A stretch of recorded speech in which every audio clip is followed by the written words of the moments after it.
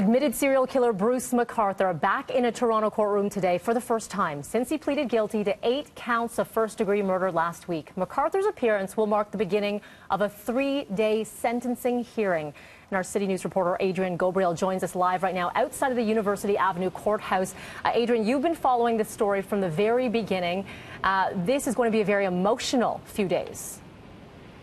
Yeah, it is definitely going to be an emotional few days. We know that family members, you can see the lineup behind me here outside the University Courthouse, family has already arrived. Now, today we're expecting to hear an expanded statement of facts from the Crown. Now, last week when Bruce McArthur pled guilty to 8 counts of first-degree murder, we heard a brief statement of facts, though those details alone were chilling. We heard that he kept some of the items of his victims. He kept things like bracelets, jewelry.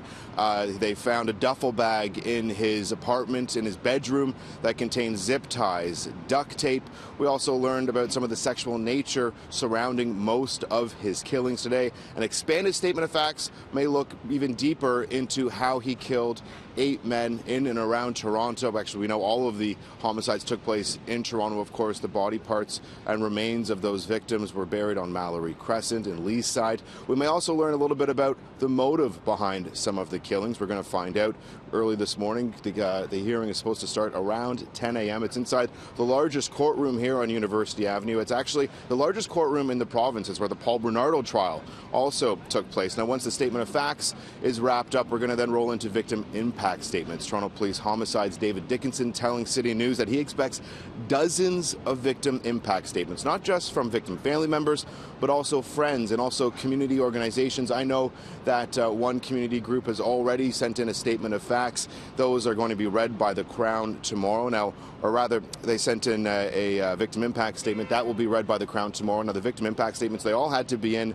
by Thursday of last week. The judge needed to go over them. They can't contain things like how long his sentence should be. They can really just be about how the killings, how this has impacted them, how this has impacted their lives, how this has impacted their communities. Anything else which states to how long perhaps he should be in jail for, those types of things will be redacted. From there, we're going to roll in this week. We're going to roll into submissions. We're expecting to hear both the Crown and the defense talk about the sentence for Mr. McArthur, though there's really not a lot of wiggle room when it comes to the sentence. In Canada, first-degree murder is life. Life is life. There's no consecutive life counts. What the judge can do is change up when it comes to when he'll be eligible for parole. As of right now, Bruce McArthur would be eligible for parole when he's 91, though the previous Harper government, they made a little bit of change to that, to the 25 years for parole. They could roll consecutive 25 years before he's eligible for parole. So,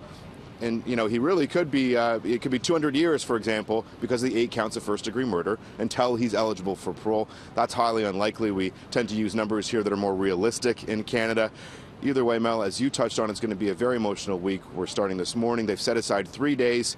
This could potentially go longer. We're just going to have to see how it goes. And today we're going to start learning a lot more details surrounding the murders, and it's going to be tough for all the family members and friends inside a packed courthouse today to hear. And with those family and friends, Adrian, I know you've been speaking with a number of them over the months. With that guilty plea, does this provide any sort of closure for them?